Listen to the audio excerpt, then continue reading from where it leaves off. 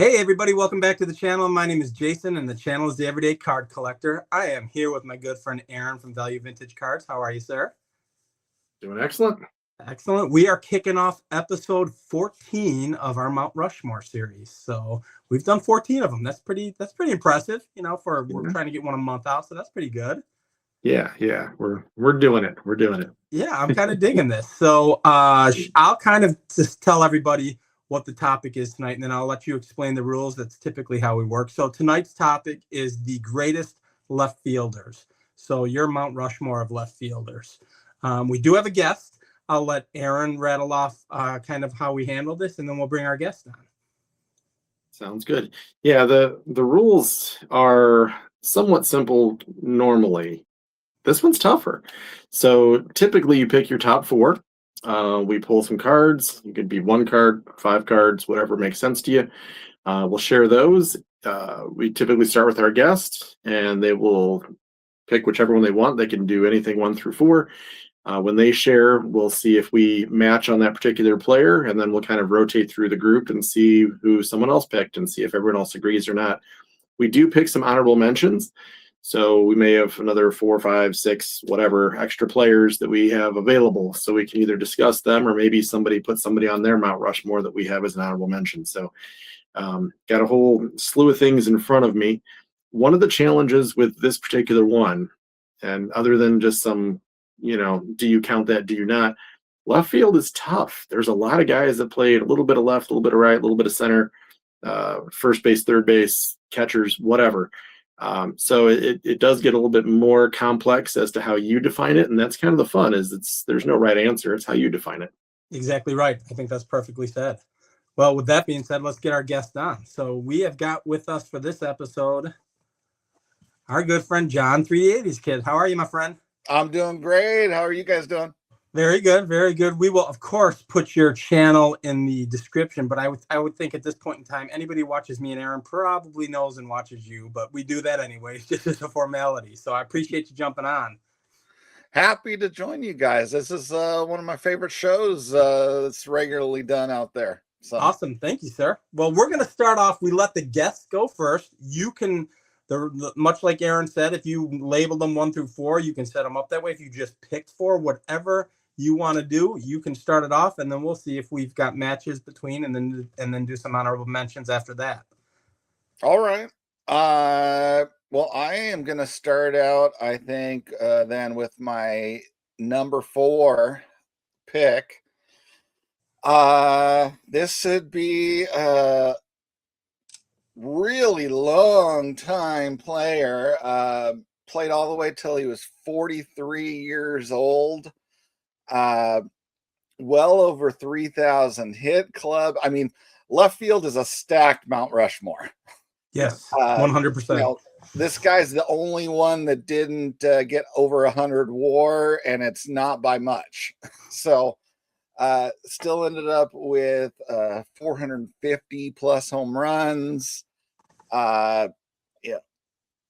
Spectacular fielder. I mean, the guy started out in the minor leagues as a second baseman, and they kludged him over to left field more for the narrative, I think, than anything else, so they could continue their left field tradition. And it's Mr. Carl Yastrzemski. Here Awesome. Pictured with his beautiful smiling face on 1966 Topps. Great card. Absolutely great card. That is shout out to guys like Picker Jim and Mark Hoyle. Yep, Mark Hoyle. There's some big time Boston fans out there in the community. So absolutely. No, that's a great way to start it off. So absolutely. We'll kind of follow up. I'll let you go next, Aaron. Is that a match for you? Yeah. Well, he was in my top 3 has to be's. You get into some interesting things, and I'll stick similar era. I thought I'd go 67 Venezuelan since that's his Triple Crown year. Right. I will say the one thing, his WAR is interesting compared to some of the other stats. Like his OPS plus is 130, which to me indicates he's probably a good defender. But he was a little bit, I almost feel like he's a compiler. He gets penalized because he's so well over 3,000 hits, but only a 285 average. but he was in such a pitching dominant era that a 285 average might have been in the top 10 of the league. So it's tough to compare him to someone in the 30s when, you know, 3 guys on every team with him 330. So it's an interesting generational comparison. But Yeah, with yeah, him winning that like, 68 batting title of 301. Right. Exactly. Yeah, and I'm going to share a second one because this is one that I was super pumped to get. It's tough enough. These are pretty tough, the exhibits. I know John's not necessarily Mr. Oversized collector, but this is my They're wheelhouse. great images. I just don't have space to be Right. an oversized collector. Yeah, I'm spoiled with what's behind me. I have places to put them, and I use boxes in a different way. But finding one with an autograph on it, I thought was just super cool and different and unique. So that's one of my prized Yaz items for sure. But Now yeah, you don't typically number, Aaron. Did you number this, or is he just one of the 4 for you? No, I mean, this one I felt like there was a pretty clear 1, and there was a really strong 2, and then I think I would have put him. I mean, yeah, it gets tough. If you're really trying to rank, it all depends on how you define some of these players. So he would have been my 3 if I had to pick. Okay, so he was a match. I will say, in conjunction with you guys, he is a match for me. Not only is he a match, he is the same number for me that John picked. So John picked him at 4. I have him as 4 as well. You had mentioned his defense. He is a 7-time Gold Glove winner. I know those got handed out pretty liberally, you know, lately, as of late, but there is something to be said for that. So 7 Gold Gloves, 18-time All-Star. You know, maybe that comes in play with the compiling thing, but you know, he did it for a long time and filled the shoes of, as John mentioned earlier, or you mentioned, you know, that position was a pretty solid position for that organization for many years, just a little bit before him. So that's you know, pretty big deal that he could fill those shoes and still make this list. So I've got 71 batting leader. I've got a bunch for him. He is the one I pulled the most of. I've got the 69 batting leaders, and you can see Olivas on both of these too, which is kind of cool. We've got, I think this is 80s Kellogg's. If you guys are familiar with years better, I believe that's 80. This is 62 Post. So I love that card. I love the Post cards. I didn't even realize how many food issues I had here. I've got Hostess as well, 77. Is that correct? Yeah, I think that's 77 Post. Yeah. Food issues. 64 Wheaties. So there's 64 Wheaties stamp. So apparently I must have been food issue crazy for Yastrzemski. And then I'll finish it off with my 63 Tops. So yeah, definitely, in my opinion, deserves to be in a Mount Rushmore if this is the position you're talking about. Apparently we all agreed. You had him at 3 if you were to rank him, Aaron, and John and I had him at 4. So we're pretty much in line with that. So yeah, absolutely. All right. Well, then we'll move to you next. You get to pick one. Is that correct? And we'll just kind of round robin it. Sure. Okay. I'll go with the one I would have put at number 2. And this is a tough one because I think he would be the number 1 leadoff hitter of all time, most likely for most people, if that's not too big of a hint. I'm going to throw at you guys, and I don't know if this is a thing or if I've just always done this myself, but this is a neat little thing. This is a kind of a remake of his first minor league card. I don't know if you guys have seen these ever. It's a collector cab card. I have not. And just so everybody's clear, that is Ricky Henderson. We didn't mention who it was. Sorry, yeah. So it's Ricky Henderson. Yeah, sure. Ricky Henderson. If that, there's some Ricky fans out there. I think the all-time leadoff hitter thing might have given it away. Just right. I would hope that most people are watching that would have heard that and knew who it was. And at that point. Yeah. If you needed that explanation, click on the next video. It's okay. You found this by accident at that point. Collector cab cards, though, apparently is a cab driver that handed these things out.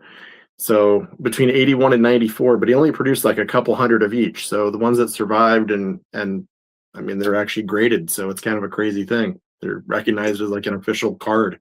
But it was like was it one cab driver who produced them himself? I think the cab driver's last name was Collector. Yeah. Really? Yeah, his last name is Klector. It's Collector's Cab Cards. Yeah, it's a Wow. really crazy Okay. thing. Well, then So that just, to something me, different, that legitimizes the star cards then. If a guy in a cab can print some cards off and they can get graded. right?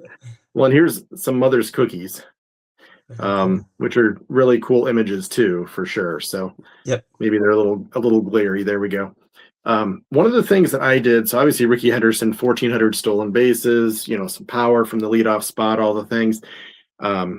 I think it's interesting. So his OPS was like 820, which if you look up where that ranks him, he's way down the list. He's like 350th or something. So I mean, he's a little below Baines, thankfully. The greatest Hall of Famer of all time. Yeah, I mean, he's in that realm with some players you haven't even heard of. 350th. So one of the things that I've always done mentally is I feel like stolen bases get ignored and a little bit under recognized. It's in WAR somewhere, but it's not really in like an OPS stat. So I kind of create like an OPSS. And if you take his net stolen bases and add it to his bases from hitting, that actually jumps him up to 56th on the list, and he's right between Albert Pujols and Ed Delahanty. Okay. So it goes from like 820 to like 917, which a 917 OPS is pretty gosh darn good. So that's my own like little weird thing. I'm gonna deep dive on that weird statistic in the future. But Yeah, that's like you're creating. Are you creating your own metrics now? I think so. I don't know if that exists. I don't know if anybody else tracked it that way. Maybe I heard it somewhere, but I've always done that. I've always said like you got to add. Imagine those were all doubles. Right. Imagine Ricky Anderson had like 1,900 doubles. You'd be like, geez, all right, this guy's crazy. So just a different way to look at it. No, absolutely. All right, well then I guess it'll roll to me. I am a match. You and I have our guys flip-flopped. I had Ricky as my 3. Ricky was my 3. You rattled off all the stats. 3,000 hit club, stolen base king. I've got 10-time All-Star, 1 MVP, 111 WAR. You can't. He was the greatest leadoff hitter of all time. So I don't care what position he played. He would have been in Mount Rushmore in my world in whatever position it was, right? I mean, we can maybe argue right field. That gets pretty stacked. But for the most part, he's one of the greatest to play, in my opinion. And until he recently passed, was the greatest living player, in my opinion. So I only pulled 2. We did Ricky not too long ago, and I had a stack of them. And I'm reorganizing my cards, and I'm like, I'm not digging through everything to find that stack again. So I did pull 2. So what I pulled was from 2001. This was part of the set that I bought, but it's the home team advantage set, and this was one of the golds that came in it, and it's a replication of his rookie card. So I thought that was kind of cool. And in conjunction with that replication of his rookie card, I pulled his rookie card as well. So that's the real rookie card. So there's my 80 rookie of Ricky, and I got that as a gift from our buddy Joe. So yes, we are in agreement. He's on our top 4s. I had him as 3. John, is he a match for you? Yeah, I also had him at number 3, and I've got him here on 1982 Tops, where he's taken a little bit of a lead, and I think Ricky gonna run. So I love hearing the Will Clark stories. Yes. Like you've had to have seen that one. Yeah. There's a ton of clips of Will Clark or the John Olerud story when they played together, and then they were on different teams. Together. Yeah. I played with a guy who wore a helmet. Who anyone is. Right. Yeah. Right. Ricky was on his own little world in his head, clearly. Right. So, right. John 316. That's a fun one too. Yes. Yeah. What do you say, Ricky gonna hit for, or Ricky's gonna steal? What was it? Yeah, Ricky don't care about John 316. Yeah. Ricky's hitting 330 or something like that. That's what it was. Yeah. What does a team need to win a game, right? They need runs. Exactly right. Number 1 all time in runs scored.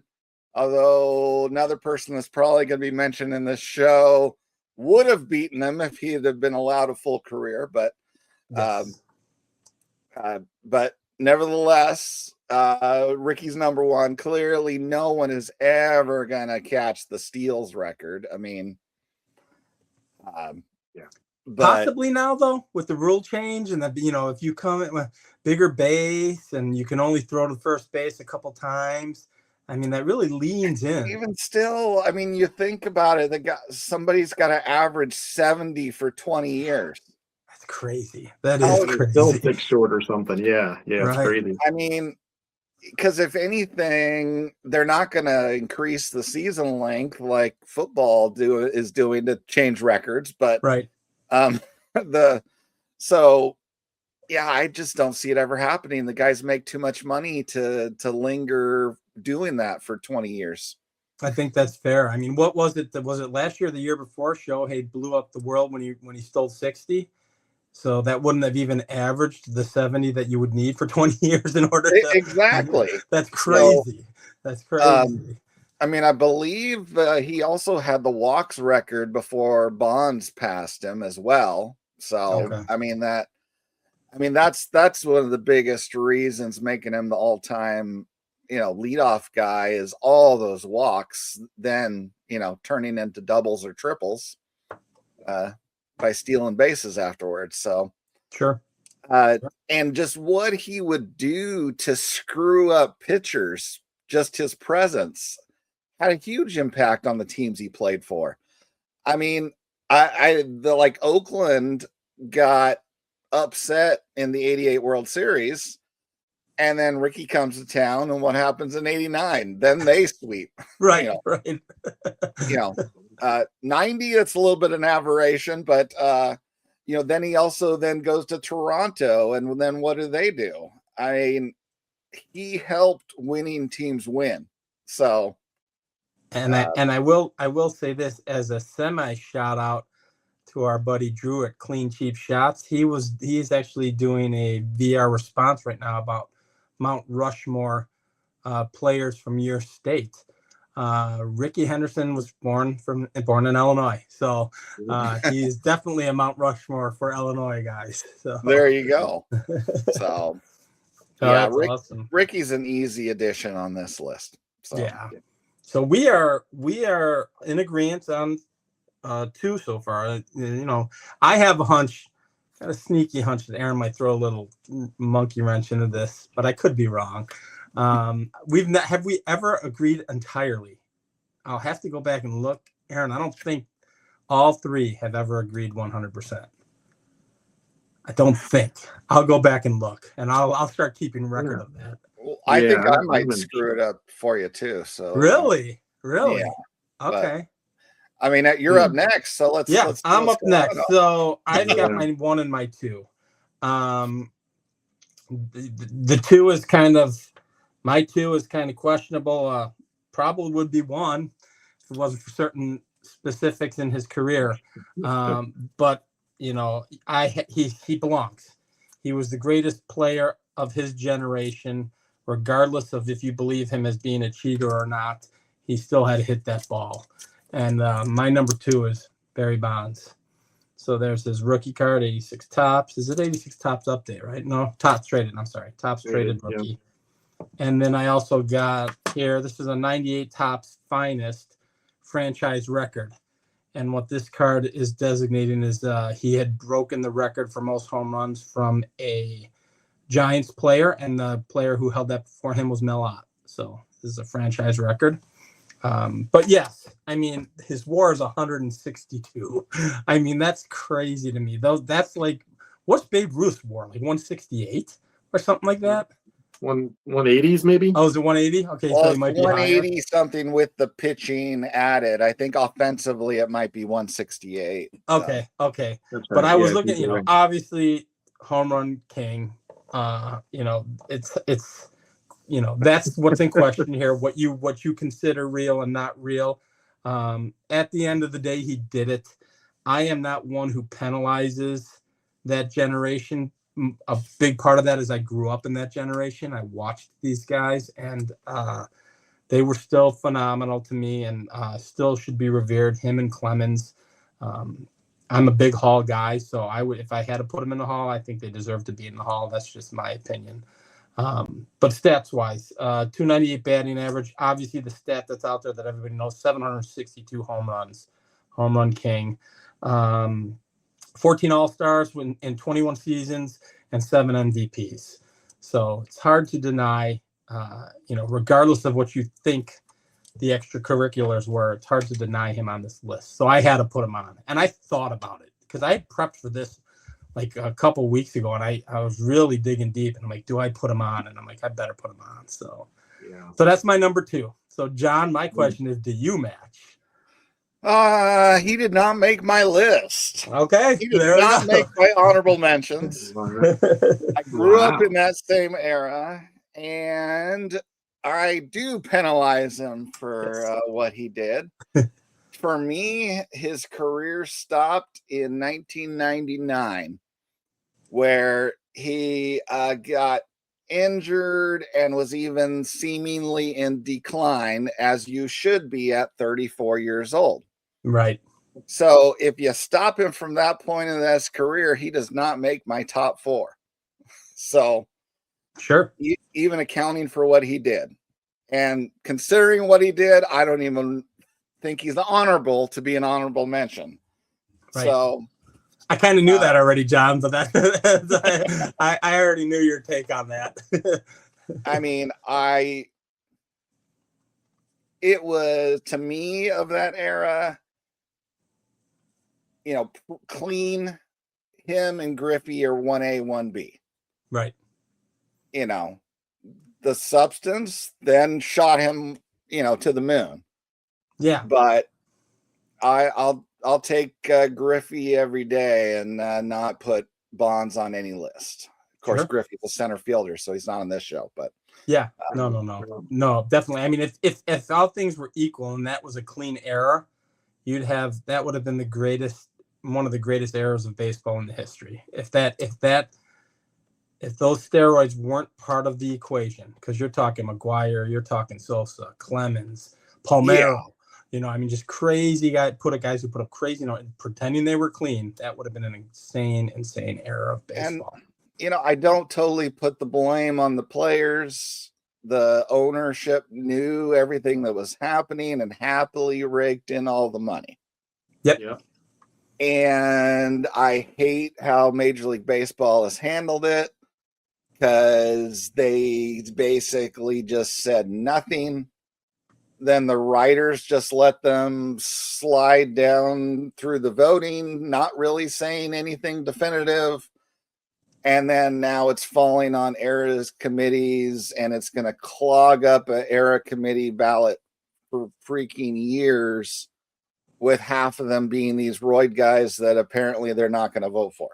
Yeah, significantly low votes in this last. I don't think is it called the ERA committee still? It's something else. Did they change the name of it this year? But there was opportunities for him and Clemens, right? And they were significantly lower than people even thought. Him, Clemens, Sheffield were the main guys on this ballot. Right. So after that, what are we going to see on the next one? McGuire, Sosa, Palmeiro, right. Somebody like that, so they can not vote for them. Right. It's really screwed up the era in terms of like guys' entire narratives being changed. The fact that if you look at who would have won Bonds as MVPs, we'd be talking about Albert Pujols as a 6-time MVP. Right. He was the runner-up to and can we say Bonds 4. Can we say, in full fairness, and I'm an Albert Pujols fan, do we legitimately think he was totally clean? Like, then it starts to bring that up. No allegations were brought to him. Well, he has the benefit at that time of being young and being a large frame dude from the outset. Yeah, I guess you're right, because Frank Thomas was catching a lot of heat, and he was just a big guy from the get. At Auburn, he was college tight end. Yeah, that's. I mean, I guess that's fair. Frank Thomas was an NFL-sized dude. Right. Yeah. All right. Well, then, so should we ask you, Aaron, is he a match before John shows somebody? Yeah, and for me, this was tough because I had another one that I think nobody would have matched. I would have picked, but I didn't have a good card for him anyway. So, um, I did put Bonds, and that surprised me a little bit. I wasn't sure where to put him. He was the best player of his generation, and here's the weird thing that I go to is, do steroids make you strong, or do they make you hit home runs? In a lot of ways, no. I just saw an argument for I think you guys are talking about Kenny Rogers, like best of the number, and Kenny Rogers, like clearly he's clean. But was he? Because steroids don't always make you stronger. They help you recover, which lets you work out harder, which lets you work out more often, which makes you stronger. And a lot of these relief pitchers, when you look at their stats, they were, 75 games throwing max, 110 innings. Like that was your middle relievers. Like, how is that guy doing that? He's still 5'9", 160, and he was throwing 110 innings, and he was warming up every 2-3 days. And maybe he was juicing too, and we just couldn't tell. Ryan Braun wasn't like a Mr. Ripped or anything, but he was dirty as all get out. So yeah, he got caught twice, didn't he? Yeah, he's getting people fired. He's like, the Uber driver did it. Like, right. So I did grab this recently just because I figured for a couple bucks. The good thing is, however you feel about him, his cards are also penalized because there's enough people that don't want to collect him. So right. You can grab some Bonds on the cheap, and I've grabbed a couple Clemens just for the heck of it. But I don't know how I feel. I just, there's something to, I remember the old SNL skit, the all steroid Olympics. You guys remember seeing that? Like the guy pulls his arms off, and pulls his arm out during weightlifting. Yeah. Like that's gonna hurt later once all the drugs wear off. Like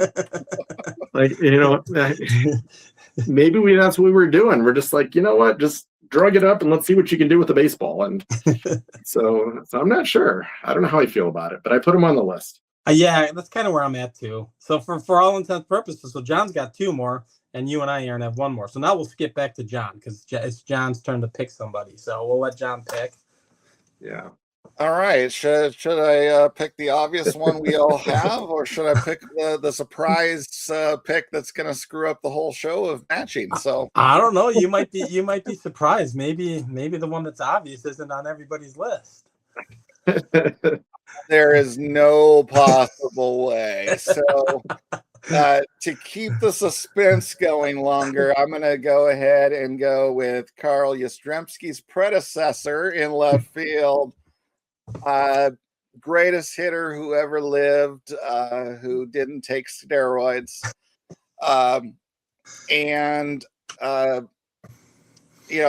American war hero, would have had amazing all-time records. You project out his career totals of hits and home runs and RBIs. He would have definitely been number 1 all-time of runs and RBIs without the missing years. He would have been within striking range of Babe Ruth, which might have probably, considering his mentality of being the best, we probably would have seen an extra season out of Williams, so he could break the record first. I wouldn't have any doubt of that even. So, because he would have been in striking range, just projecting his stats normally. He'd been approaching 4,000 hits even at that point. Yeah, just insane guy with hitting. And I got him here with his first Topps card, 1954, card number 1 here. My favorite. I love that card. First and the last in that set, right? The yellow is the last in the set, I believe. Yeah, the yellow is the 250 bookend of the set there. So phenomenal. Very cool. Phenomenal. Great. Well, I guess this is a formality, but I'll ask Aaron, is he a match for you? I thought his defense was average. I didn't put him on the note. Yeah. I agree. Yeah, I mean, greatest hitter of all time. And even I was pulling up MVP awards and stuff. I mean, he was robbed on all that. I mean, you hit 400 and don't get the MVP because someone has a hitting streak. He actually, during DiMaggio's hitting streak, he actually had a higher batting average for that time period. Right. That's how good he was. Like, that's insane. Exactly. And him, I collect pretty hard, so I pulled some of the fun ones. So the Wilson Franks is the fun one. Let me interrupt you, Aaron. Was that the more scarce exhibit? Because there's two, correct? Yes, yeah, Showing I and didn't pull. non-showing. Yeah, if you can see his number, that's the tougher one. Okay. So the other one I didn't pull. The other one's a great value Right. option. Right. Let me snag a couple of these that are fun though, because I got the 49 All-Star photo pack, which is super cool. Those are awesome. That was That's highway robbery too when you bought that, if I recall. Didn't you buy a lot? No, that was pretty fair. That one I didn't. I thought you bought a lot and had like a bunch of them. I did buy a couple, but they were fair, unfortunately. Okay. There's these photo packs were pretty awesome. That's beautiful. Yeah, that's like these 40s and 50s photo packs are super cool. The one thing I will add though, you talk about I don't do a whole lot of photos, but this is actually from Ted Williams' personal collection. So cool. getting something that was he personally owned and had in a scrapbook is kind of fun. So yeah, that's awesome. Yeah, military era. So yeah, Ted's got to be there. Yeah, absolutely. Well, so that locks up your 4. I will. I'll skip the formality and all the rhetoric and say yes, he's the number 1 on my list. So for all the reasons you guys just said, I don't have a lot of Ted in my collection. I've only got 2 playing days, but I do want to add a bunch more. So I've got his 56 tops, which I absolutely love. It's one of my favorite in the set. And then I've bought this at the Cleveland National with my buddy Sammy Thunder. So it's the 41 play ball, or I'm sorry, not double play. Double play. Thank you. With Cronin. I think I showed this on a video that I posted earlier with you and I, Aaron, when we were talking about double plays. So I think you had a Millot Cronin. And I said, oh, I got the Ted Williams. Fox and Cronin. Yeah, I'm sorry, Fox and Cronin. So yeah, so that's those are my 2 Ted Williams playing days, and nothing for me to say. If he's not 1, I don't know what you're doing. If in a pretend, lots of ifs, if Barry Bonds was clean, pretending he was clean, then there'd be a conversation as to who 1 is. With him not being clean, there's no question. Ted is and again, I think you said it earlier, John. In my opinion, I agree with it. The greatest hitter ever. So it's hard not to put him at 1. That's how I feel. So, all right, John, you got 1 more. All right, the big mystery here of the show. So this is a guy who technically the most games he played at any position was actually first base. Although no one is going to consider him a first baseman. He's in the Hall of Fame as an outfielder because he played 1,890 games in the outfield, but he played 330 at center field, 783 in right field, but then 929 in left field. And I thought, if I don't include this guy, he's not going to get in any of your Mount Rushmores. And it would be criminal for him not to, because he's the man. Yes, he is. Yes, he and is. That is none other than Stan the Man Musial here in 52 Bowman. So, because people aren't going to include him on the first base show. You don't think of him as a first baseman. So here's the Johnny question that you should be asking us, John. How did he not make Aaron's or my list, considering I'm a Cardinals fan and Aaron is a heavy Stan the Man collector? So I'll let Aaron explain himself first. Yeah, no. Well, I mean, everything.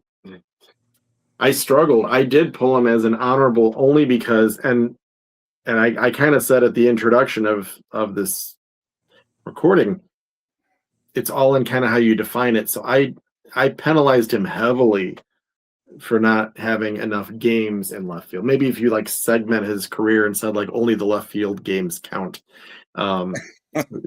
something to disqualify him. So what, 7 batting titles, a pinch under, he had 36-30 for hits, and it was 18-15 at home, 18-15 on the road. Like he's the most balanced. Yeah. He's one of the best Missed 1 year humans. to the war that shorted him the 500 home run club. Yeah. So, Yeah. Yeah, I mean everything about him, and great person, great everything. So there's nothing to knock except that he didn't get a whole lot of games there. So he effectively had what 6.5, 7 seasons worth of left field, and then so yeah, I don't blame you at all. I mean, I love the choice.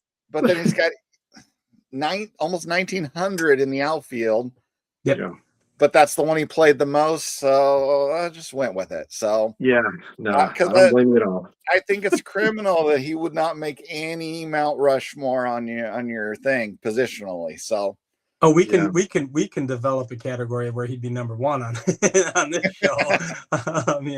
Favorite player to collect, right? He's gonna hit a lot of people's lists. Yeah. All Yeah, the Mount same Rushmore, reasons. best all the same looking reasons cards Aaron- from the 50s. Yeah, right. You know what? I didn't even pull that one. He was an honorable mention for me. That was the one I was hemming and hawing about the most on. Does he belong on the list or not? How many games I did have he? him as number 2 on my list. Right. So, How many games did he play Yeah. at first? Did you have that stat, John? a little over 1,000. Okay. Yeah. Because in my head, like and maybe I'm out of whack. I know he was an outfielder, but in my head, I'm like, all right, predominantly first baseman would have been my thoughts. But you're saying 1900 in the outfield in general, right? Yeah, like 1,890 in the outfield compared to only 1,016 Okay. at first base. He's gonna make my honorable mentions because again, I believe he's one of the greatest players and still highly undervalued in our hobby. I just pulled his 60 tops. For some of the honorable mentions I didn't pull. I showed the 54 Red Heart not too long ago, so I try to diversify what I'm showing. So I grabbed his 60.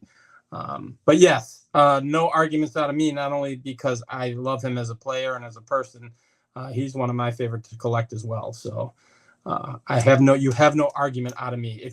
So basically you bumped out Barry.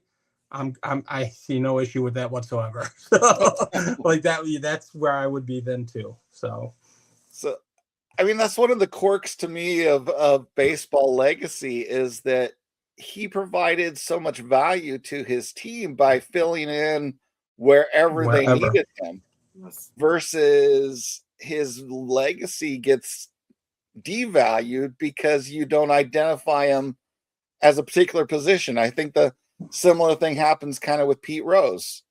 Yes. So, Yeah. Played a little left field, didn't he? I think he he did. did play a little Yeah. bit of left field. Yeah. Yeah, not enough to warrant even honorable mention for me. So Right. All right. Yeah, So a few more games elsewhere. So we all agreed on 3 of the Yeah. 4, and had steroids not existed in this world, or Barry stopped in 99, we might have been.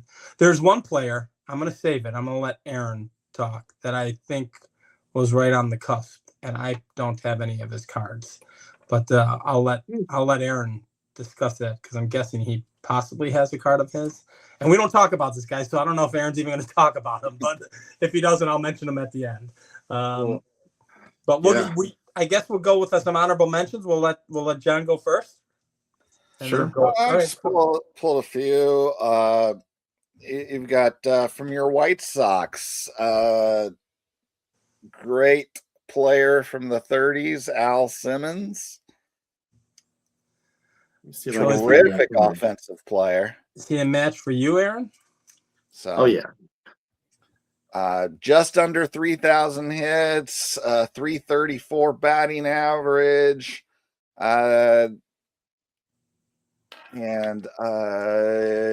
just shoot. Well, let's just do it then, right? If we're all doing it. There we go. Definitely. And my card's a case where watching Mangini videos, sometimes it gets more expensive because he's had a show about this specific set, and then I saw this one that was available on eBay right like within a couple days. It's a W574 is what I love that card. I love it. I absolutely love it. Yeah, these are really low population. Yeah.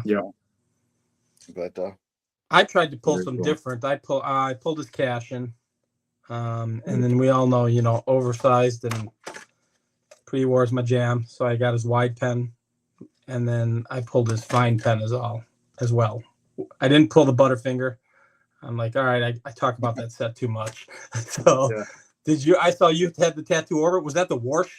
Was that the Yeah. Warsh? Yeah. Yeah, I did the Warsh too. I love that. But same image that John showed, so Right. obviously recycle through, and so yeah, it's kind of fun to see side by sides.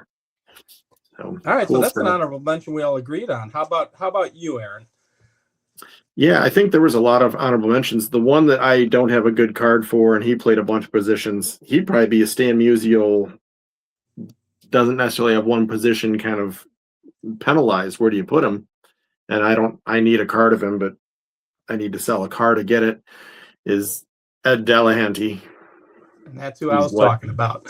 Yeah, eighth in batting average. He'd be the one that if, because of positioning, I needed to do the breakdown of where he was. But I mean, he was crazy legit, and had he not been, either pushed or fallen over the falls, who knows where he would have ended up in terms of historical relevance. But yeah, led the league in average and doubles and RBIs and crazy stuff for his career, but passed away in his mid-30s. Yeah, I think he would definitely make my honorable mention. I do not have a card of his. I kind of knew you were going there. Every bit of research I did, I just don't go to Baseball Reference. I check out other sites, and he's hitting that top 10 list every time. So again, position and how long you've played that position had a part in that for me. So and again, I don't have his card, so not a match for me. Was he a match for you, John? At this point, I just have not explored stats too much of the pre-World Series era guys. Sure. So nope. Sure. Yeah. Plus, his cards are big now. I mean, if you're like you said, you got to sell a couple to get one of his playing days. That is. All right. Well, then I pulled a bunch, but I'm gonna show some love to my city. I am proud of Chicago. I'm proud of my Bears. I'm going to show some love to a gentleman who was in the shadow of another gentleman on his team for many, many years and doesn't get the credit he deserves, and that's Billy Williams. So I don't pull the stats of honorable mentions, but if you start to pull lists of the best left fielders and you're looking on different websites, him, Ed Delahanty, there's a group of them who are typically in that top 10 consistently, and he was one of them. Fantastic hitter. I've got his 64 tops. I've got his 72 tops. I pulled his rookie card, 61 tops. And then I've got cool post playing days when I was actually buying packs 5 or 6 years ago. So that's producers. And then I've got another Kellogg's, and I think this is 74, if I'm not mistaken. So, but yeah, legend in Chicago. If you're from the area, and Aaron, you are for all intents and purposes, when people talk about the legendary Cubs of yesteryear, it's Ernie Banks, him, and Santo. So definitely wanted to show him a little love and put him out there, even though I'm a White Sox fan. Was he a match for you, John? All righty there, 63 tops. Perfect. He's a member of the 400 homer club back, pre-juiced players and juiced baseballs when that actually was a big deal. Yes. So, it used to be you'd almost be a lock for the Hall of Fame if you hit 400 home runs, unless all you did outside of that was strike out. Dave Kingman. Another Cub. Or a lot of players. But a great Chicago Cub. So I definitely had to include Billy Williams on the honorable mention. He's not a, inner circle. You had to be inner circle guy to make this Rushmore. So yes. Absolutely. Being a solid Hall of Famer gets you on the honorable mention list. So correct. Yeah. It is tough. I mean, 290, 426 homers, 1,475 RBIs. So I mean, that's 100 RBIs for 15 seasons basically. Yeah. It's pretty legit. He was a 133 OPS plus. And again, I think we're Barry Bonds era people, so when you say someone had 28 homers and 100 RBIs, it felt diminished, but for that pitching dominant era. So this is the newest one I added. I got the 68 Bazooka, which was not as expensive as it could have been because he's just ignored. Right. And for a while, I think I still have 4 or 5 of his rookies. He was one of those. I was like, why is his rookie card so cheap? Like nobody appreciates who Billy Williams is. I'm like, I'll just buy one a year because it costs nothing. They're still cheap. And his cohort, who was rookie year, was the same season. Sample's even cheaper. So yeah. I mean, even besides the whole pitching like mound that was an issue for a while, then you had them building all these concrete donuts that were all pitchers parks during that time too. So it's quite a bit different than when they started building all these little tiny bandbox things in the 90s that are much more conducive to home run totals. Yes. Yeah. So yeah. All right. Do you have one, Aaron? Do you have I will swing it to you because John had one. I still have a couple more. All right, cool. Perfect.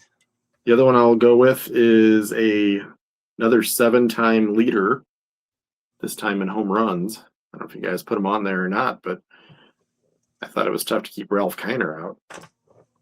So very short career. Talk about, I mean, I wouldn't say one-trick pony, but I mean, take away the home runs and he's an above average player. But with the home runs, all of a sudden he's a monster. And that's a cool one too. I just had to bust out the little tip top too. That's very cool. Cards are cool. Can you imagine if a guy came out of the gates right now with leading the league in home runs his first 7 straight years? Yeah. How many Babe Ruth cards could you get for his rookie patch auto, whatever it is, out of 10 or whatever the hell they make? So, and of those 7 years, 5 of them, not the front and the back end, but the 5 in the middle were 40 or more. And again, in an era where you're not juiced balls, you're not juiced people, and he was knocking the heck out of the ball. Yeah, and I think wasn't he the major league leader, all but one of those even too? So most likely, yeah, I would think that's probably correct. So I'm looking at the 2 years before he started leading the league, he was in the military. So who knows if he could have been a 21-year-old prodigy? We don't really know. But 23, he comes in and leads the league in homers. Right. Oh yeah, pretty crazy. Yeah. I will say from my side, he is a match. As far as an honorable mention, I pulled his 50 Bowman. So I wasn't sure how many honorable mentions to pull, so I didn't pull him. But you're fine. You're fine. Right back here, I got 51 tops behind me. Awesome. There are 0 rules on honorable mentions. I usually go crazy. I don't even get through them all. So do you have any more, John? Any more honorable? I got one more. All right, go ahead. You roll it. Yeah, I mean, his fans would hate for me to say this, but I kind of consider him not as rich man's Ricky Henderson. So I don't want to say poor man's because he was spectacular, but he was terrorizing the National League during a lot of the same years that Ricky was terrorizing the American League, and had the similar home run power as well. Not quite as good with drawing the walks. So to me, that was a big differentiator. You don't get quite the gaudy on base percentage that Ricky had, although he ended up having, I believe, higher batting average net for his career. But it's going to be Mr. Tim Raines, who I've got here in 85 Fleer. Nice. Excellent call. Excellent call.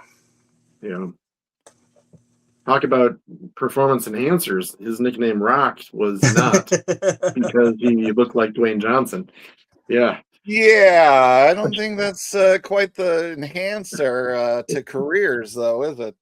Yeah, it makes you feel good for a minute from what I hear, but yeah. Almost prevented Dave Parker from being a Hall of Famer with that enhancer. Yeah. He is one of the, is it I believe he's on my list of one of the first projects I started, and I'm still not done with it because I kind of paused it. My goal was to get uh, a rookie card or the first card of the player with the White Sox who's in the Hall of Fame, but they had to play for the Sox for a minimum of 5 years. Yeah. And he just hit the limit of 5 years with the White Sox. So he was part of that list that I was conquering. I've at this point, I have an item of all of those players. It's just a matter of what particular card I was focusing on. So, but that's been put on hold since I've gone down this crazy oversized pre-war rabbit hole that someone put me down. So, I wonder who did that. yeah, I have no idea who did that. I heard something about a pre-war pusher. So. Right, exactly right. Was Reigns No. a match for you at all, Aaron? Did you have him as an honorable mention?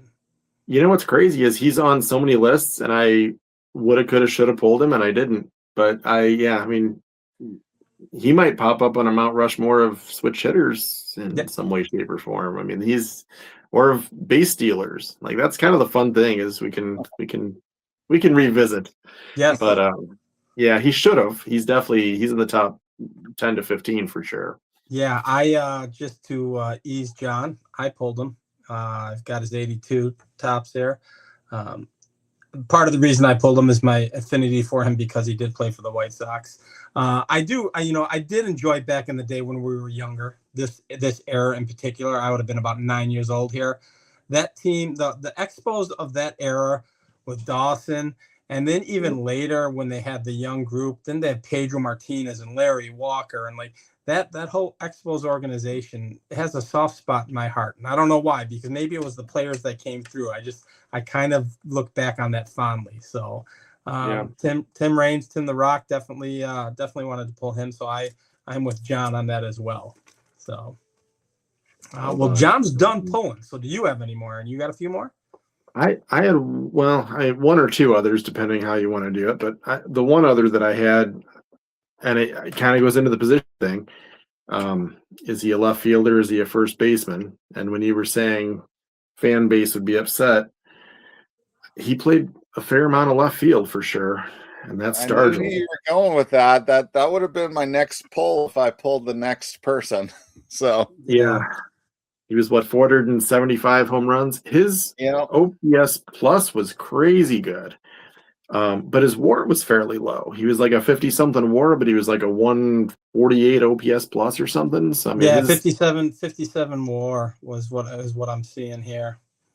So yeah, I kind of I love that John just said that. He said he would have been the next player because I'm kind of these are kind of working in order for me, and he was a match for me. But I pulled, like I said, I pulled a ton of guys. So I pulled a 69 tops. I've got a 70. And it's funny, I pulled more of the honorable mentions than I pulled of the actual players. Is that I'm terrible. 77? Is that 77, yep. Guys? I'm terrible with this 70s, by the way. Yep. And then a couple post-playing days, which are kind of sweet. Shiny. And then I love this done, Ross, because it's got his nickname Pops. So that's cool. So that's kind of cool. So yeah, that was a match for me. You said you have one more. Aaron, why don't you just squeeze off the one more and we'll see if and then I'm just curious if John agrees, even if he didn't pull, I'm curious where we're at with it. Well, and I didn't pull a Chicago, but I absolutely love this card, and his career again splits time in different teams and also different leagues. But Minnie Minoso, led the league in stolen bases, played for 191 years. I think he's still playing right now, possibly, but just how many different decades he played in, but phenomenal player. Yes. And I think, again, started late because of not being able to play and playing in different leagues. So his stats look a little more humble than they probably should. It's funny, I didn't pull him, and I thought about it, and I'm like, I'm like, is this going to look just crazy biased that I'm pulling Minnie at this point? I did pull, we talked about it, and I mentioned it because I said it kind of giggling. I did pull Pete Rose, Charlie Hustle, one of the best to do it. Again, what you consider his true position. I've got a 72 in action. First base, second base, third base, Right. right field, left Right. field. Right. You know, my whole thing was as I was going through these lists and I started pulling honorable mentions, I'm like, well, how do you leave Pete Rose off any available list that he could possibly be on? Right. I mean, so you could do this for 9 positions and he can be an honorable mention or on Mount Rushmore for specific positions. So, and the last guy I pulled, kind of a curveball, right? I guess I pulled Goose Goslin. So his 36 wide pen. That was the last one that I pulled. My only playing days of him, and I do want to get a few more, but he was kind of low on the list, but I pulled him anyways just because I'm like, it's fun. So now he would be the highest ranking guy I have where I don't yet own his card. So oh really? You need one? Okay. Yeah. What are you in search of? Anything in specific from John? Because I know you narrow it down to what card you want. I don't know that I'd identified what I want for him yet because I've got other priorities higher. So Okay. But a couple of the other names, I previously owned his card but sold it because that's not the permanent one I want, and that's Fred Clark is an honorable mention. Because I really want that crackerjack of him with him sitting on the bat. On the bats, yeah. Yeah, I did own his T205 gold border card, but sold it in CIA in December. Okay. And then the last one I've got on my list is Zach Wheat that I don't have yet. Yep. So I know you don't like the oversized, but he's got an awesome 21 exhibit. Yeah, you know, that's a great he has image. some great poses even on regular sized cards. So I mean, there's the classic one that looks almost Reggie-esque where he's like really over swung where his legs are coming out of his shoes really far apart. So yeah, he's got some great ones. Absolutely, yeah. I do want to throw a little. I want to throw a little curveball here. We have a little bit of extra time. We try to keep it to an hour. I want to thank John for watching or for joining us. Obviously, if you don't follow John, check out his channel 3D 80s Kid. But I did want to mention John is is one of the 4 collectors as well, and a huge hub and a huge part of the 4 collectors. John, I did see some news recently this morning, this early afternoon. I was watching some videos while I was working, and actually shared it right away as soon as I saw it. But did you want to? I figured it always helps just to get the word out there. You want to share what some of that news is for the upcoming Independence show in Ohio, if you will? Yeah. So we are secured for events for the Strongsville Independence show, and Chris from Missouri booked a room for the YouTuber gathering at the Embassy Suites for Friday night. And for Saturday night, we got half of a ballroom at the Holiday Inn. So that should be really well attended because that's the one advertised to all the dealers as their hotel. So I think the plan there is like Saturday night, 6:30 till I think we have it till midnight, but I don't know if people are going to stay that late. But yeah, it should be a great time still. You know, our events are intact. So that's the key thing that really made Strongsville special is that, you know, we have those gatherings set up for our folks. And, you know, it should, you know, it's a different venue, but I'm optimistic that, you know, it's going to be cordoned off. We're still going to be all just wandering in the vintage side of the building. We're all going to still see each other from table to table to table, and it should still be a great time. So, yeah, I will tell you this. I think in a small chat that I belong to on my phone, and Aaron's part of that chat. The first reaction was utter disappointment because most of us had been there already. quickly turns to optimism when we all get together and we just start talking about how we're all going to hang out again, and it's going to be a ton of fun. So I've spun 180 and I'm not just being optimistic because we want it to be as awesome as it was. I hope it is. If it's not, it's still going to be a great time because we're all going to be there. So that's, and it's still going to be more intimate than the National. We might not all be staying at the same hotel or walking across the parking lot together, but it's still going to be an absolute blast. And we're going to get to spend some quality time with a lot of friends. John, you're all the way on the other side of the country for me and Aaron. So we only get to see you at these shows. And, we're doing a frat house part 2, if you will, Aaron and I, as opposed to the Cleveland frat house that I was in with you. So this will be a part 2.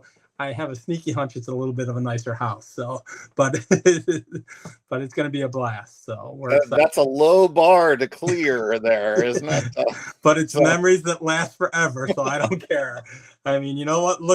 I think I said this to somebody. I can't even remember if I said this in a video. I remember coming home from that and told my wife, I am never doing that again.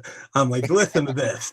And now here we are 3 years later, I'm doing it again. And she said, I thought you'd never do it again. I said, this is different though. This is different. I think it's a nicer house.